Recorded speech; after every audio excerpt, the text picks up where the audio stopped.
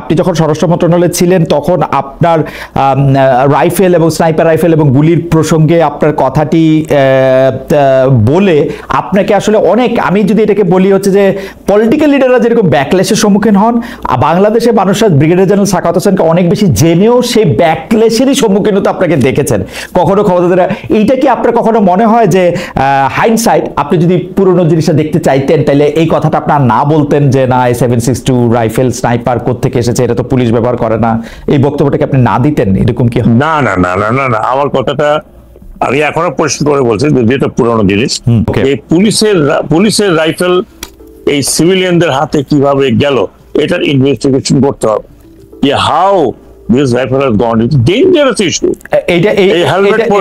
এটা ইস্যু হিসেবে অবশ্য খুবই মারাত্মক। আমার মনে হয় যে সরকার সেটিকে আসলে খুবই গুরুত্ব দিয়ে এটি তদন্ত করা উচিত, দরকার হলে আন্তর্জাতিক তদন্ত করা উচিত। যদি সিভিলিয়ানদের হাতে কোনো আইন শৃঙ্খলা বাহিনীর রাইফেল যায় শুধু একটি কারণেই, একটি দল বা এটার সাথে সংশ্লিষ্ট সকল সরকারের সকল কারো বিচার হওয়া উচিত যারা এটি করেছে।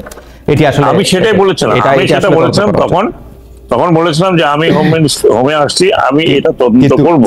কিন্তু আপনার কথা শুনে অনেক আওয়ামী লীগের খুশি হয়ে এরকম ভাবে বলতে চেষ্টা করেছে যে এইগুলি আসলে শিবির বা জামাতে ইসলামী 7.62 রাইফেল নিয়ে, পাকিস্তানি বাহিনী 7.62 রাইফেল নিয়ে গুলি করেছে, এটি বোঝা গেছে। এবং আপনাকে মন্ত্রণালয় থেকে চেঞ্জ করে দেওয়া এটা খুবই কোইনসাইড করেছে ওই সময় জিনিসটা, যে আপনাকে সরকার বিব্রত হয়েছে। না না না না, শোনেন, আমার দায়িত্ব ছিল, আমি মনে করি আমি হোম মিনিস্টার থাকলে এখন আমার দায়িত্ব ছিল কি ছিল না, এটা আমারই দায়িত্ব ছিল, তাই না? রাইট। আমি তো তখন একথা বলেছি এই কারণে যে অনেক রাইফেল আমাদের হারিয়ে গেছে। তখন আমি যখন ছিলাম 2500 রাইফেল 7.62 ওয়াজ নট অ্যাভেলেবল। হ্যাঁ, কোথায় গেছে এগুলো? Where they have gone. আমি তো একটা আলটিমেটাম দিয়েছিলাম যে 1 তারিখের মধ্যে রাইফেল জমা না দেয় ধরে নেওয়া হবে যে তারা ব্যান্ডিট। হ্যাঁ, এখনো তো অনেক, আমি জানি না কতগুলো। রাইট। আমার এই প্রসঙ্গে শেষ প্রশ্ন, কারণ এটা নিয়ে আমি আর আপনার সঙ্গে এই মুহূর্তে, কারণ আমাদের অনেকগুলি বিষয় রয়েছে, নির্বাচন এবং অন্যান্য আপনার মন্ত্রণালয়ের বিষয় নিয়ে। আমি শুধু একটা প্রশ্ন করতে চাই, আপনি যে প্রসঙ্গটি তুলেছেন, যে প্রশ্নটি তুলেছেন, যেটি আমাদের সবার মনে এই প্রশ্ন, কারণ ময়না তদন্তের মধ্যেও যখন এই রাইফেলের অস্তিত্ব, গুলির অস্তিত্ব, অন্য অনেক মানে যেটাকে হচ্ছে আদালতের কাছে গ্রহণযোগ্য অস্তিত্ব যখন ধরা পড়ছে, আজ না হোক ভবিষ্যতে যখনই এই মামলাটি উঠবে তখন এই কথাটি উঠবে। সরকার কি এগুলির তদন্ত করছে? আসলে কারা করেছে এগুলি, কারা এর জন্য ছিল, সরকার কি এইভাবে তদন্ত করছে? হোম মিনিস্ট্রি, আমরা আশা করব যে ক্যাবিনেটেও আপনারা নিশ্চয়ই এগুলি নিয়ে কথা বলবেন এবং কারা এর জন্য আসলে দায়ী, ইতিহাসের প্রয়োজনে আমরা যেন সেগুলি জানতে পারি, বা কাদের কাছে আসলে, কোন সিভিল লোকদের কাছে আসলে এই অস্ত্র কারা দিয়েছিল। আমি পরবর্তী প্রসঙ্গে আসি, আবার একটু ক্যাবিনেটে ফিরে আসি। এই সরকার 11 মাস পার করে ফেলেছে, ব্রিগেডিয়ার জেনারেল সাখাওয়াত হোসেন, কি এখন আপনাদের 1 বছরের হিসাব করা শুরু হয়েছে? আমি যে কথাটি বলছিলাম যে মব কালচার নাকি প্রেসার গ্রুপ, আইন নিজের হাতে তুলে নেওয়ার যে প্রবণতা, সেইটা মানে কিরকম? ধরেন প্রেস সেকশন বলতেছে যে মব না, সেটি হচ্ছে প্রেসার গ্রুপ। আবার সরকার থেকে বলা হচ্ছে যে এই মবের এই ব্যাপারগুলি কিন্তু বরদাস্ত করা হবে না। এইটা আসলে ক্যাবিনেটে কিভাবে আলোচিত হয়? এটা কি আসলে মব, প্রেসার গ্রুপ, নতুন ডিফিনিশন দরকার কি আসলে জিনিসটা? এটা আপনি যেভাবে দেখেন, আপনি প্রেসার গ্রুপ বলতে আপনি যাদেরকে বোঝাচ্ছেন তা হতে পারে। মব কালচার বলতে মবটা কারা, মব কি আমি গিয়েছি একজন আপনাকে খালেদ, আপনি তো আমার পয়েন্ট আউট করার দরকার পড়ে না। এই ধরনের একটা রেভলিউশন আপনি চিন্তা করেন, একটা টোটালি লিডারলেস যেটা যার ডেফিনেশন আপনি যেই দেন না কেন, যে মাস্টার মাইন্ড অমুক তমুক যাই হোক, বাট ফ্রন্টে তো কোনো ওই রকম আইকনিক লিডার ছিল যে তার নেতৃত্বে এই রেভলিউশন হচ্ছে। এই রেভলিউশন গুলো যেগুলো আমরা দেখেছি, ধরুন আপনার রোজ রেভলিউশন, ইয়েলো রেভলিউশন, যেগুলো আপনার ইউরোপে হয়েছে, হ্যাঁ, আরব বসন্ত যেটাকে আমরা বলছি, আরব স্প্রিং, এখানে ঠিক জনগণের থেকে কিন্তু রেভলিউশন গুলো হয়েছে। হওয়ার পরে ওইসব দেশ কি এখনো সেটেল হয়েছে বলে আপনার মনে হচ্ছে? হয়নি। কিন্তু আমি বাংলাদেশের মানুষকে অন্তত এতটুকু আপনার ক্রেডিট দিতে চাই যে আমরা যে ভয় পেয়েছিলাম, আমি অন্তত এই ক্যাবিনেটে ঢোকার আগে চিন্তা করছিলাম যে এই গভর্নমেন্ট যখন কোলাপস করে যাবে তখন কি কেওস দেশে হবে, কতখানি কেওস হবে, ব্যাংক লুট হবে, রেলওয়ে লাইন উপড়ানো হবে, যা হয় সাধারণত, এবং একটা কেওটিক সিচুয়েশন হবে। Who is going to come and stop it? কোন নেতা ছিল? বলেন আপনি নিজেই বলেন। আপনার যারা দর্শক তাদেরকে জিজ্ঞেস করছি, ও তখন নেতা দাঁড়িয়ে বলেছিল যে stop, I am here? No. হ্যাঁ, আমি যদি আপনাকে ছোট্ট এক্সাম্পলে যাই, আমার ক্ষুদ্র এক্সাম্পল, 7th নভেম্বর হয়তো আপনি বলেন তো ক্যান্টনমেন্টে হয়েছে, কিন্তু whole country was absolutely open.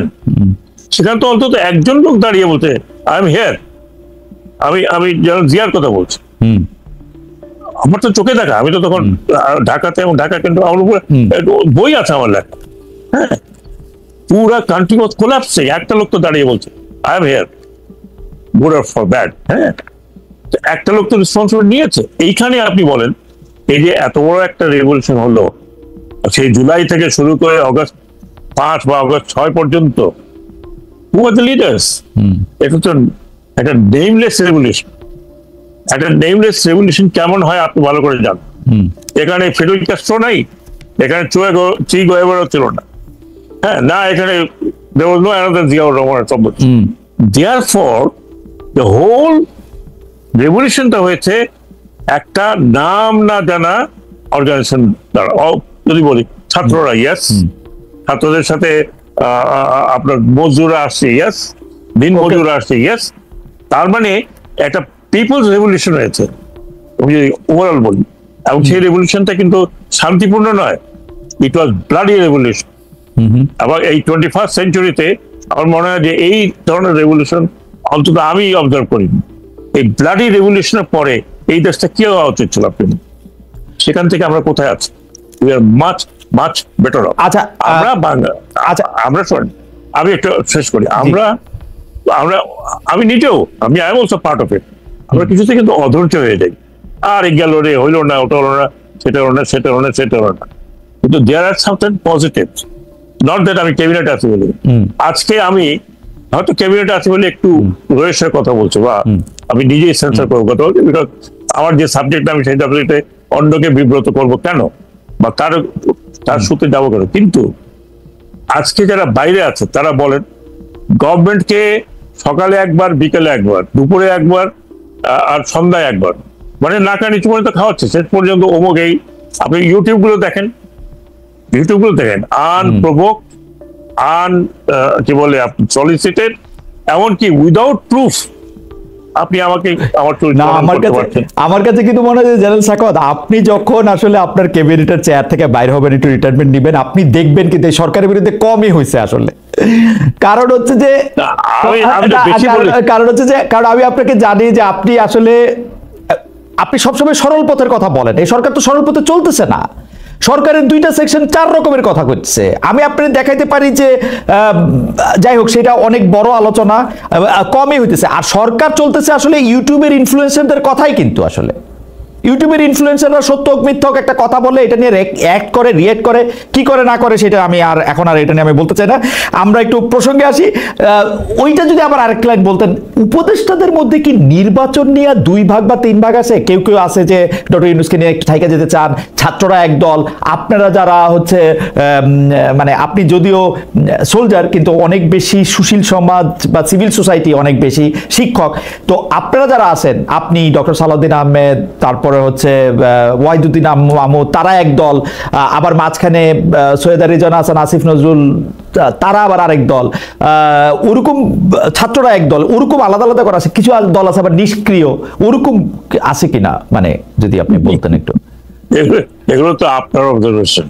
না, এইটা বলা আছে, আমার না, এর একটা বক্তব্য আমার না। মানে কেউ কেউ বলতেছেন কি স্যার, দেখেন যে প্রফেসর আসিফ নজরুল, ডক্টর সৈয়দা রিজওয়ানা হাসান, জনাব আদিলুর রহমান খান, তারা সবাই এক ডিপার্টমেন্ট থেকে এসেছেন, ল ডিপার্টমেন্ট। তারা অল্প একটু ছোট বড়, তারা একটা গোষ্ঠী, অ্যাটর্নি জেনারেল সহ। আবার কেউ কেউ বলতেছেন যে আপনারা যারা একদমই সিভিল সোসাইটি থেকে আসছেন, কেউ কেউ আপনাদেরকে বলতেছেন যে আপনারা যেহেতু রাস্তায় আন্দোলন করেন নাই, সেহেতু আপনাদের গায়ে আসলে এই অভ্যুত্থানের আঁচটা লাগে নাই, সেজন্য আপনারা এক পক্ষ, ছাত্ররা আবার এক পক্ষ, ডক্টর ইউনূস কোনো পক্ষ না হইতে গিয়ে এক এক সময় এক এক পক্ষ, এরকম মনে হয়। যে এইটা নিয়ে যদি একটু বলতেন যে আসলে কি এরকম মতভিন্নতা আপনাদের মধ্যে আছে কিনা, বা ইলেকশন নিয়ে ওটা যদি একটু বলতেন। আচ্ছা, ঠিক। আমি আমার পজিশনটাই করি। ইয়েস, আমি তো মাঠে ছিলাম না, কিন্তু 15 বছর আমি কি করছিলাম আমার মতো। আপনি আপনি আপনি বলেন, আমার মতো মানে কনসিস্টেন্টলি কেউ কথা বলে গেছে? না, কনসিস্টেন্টলি কেউ লিখে গেছে? না, এবং সেগুলি সবই রেকর্ডেড, সেগুলি সবই রেকর্ডেড, অল ইন রেকর্ডেড, সবই অল ইন রেকর্ডেড। এখন আমি তো রাইফেল নিয়ে দৌড়াদৌড়ি করি নাই, বাট আমি তো যতটুকু আমার বিবেক এবং শক্তি সঞ্চয় করে যতটুকু বলার বলেছি আপনাকে। আপনি খালেদ, আপনি ভালো করে জানেন গতবার আপনি বলেছিলেন আমাকে তো অনেক টোপ দেওয়া হয়েছিল, রাইট অনেক। রাইট, হ্যাঁ, ইউ নো ইট, আমি রিপিট করতে যাচ্ছি না। আর তারপরে আপনি চিন্তা করেন কোন পর্যায়ে গেলে আমি দাঁড়িয়ে বলেছিলাম যে সৈনিকরা তোমরা গুলি করবে না। জোর অপরাধ বলছিলাম যে তোমরা কোনো অর্ডার দেবে না, because you are not part of it.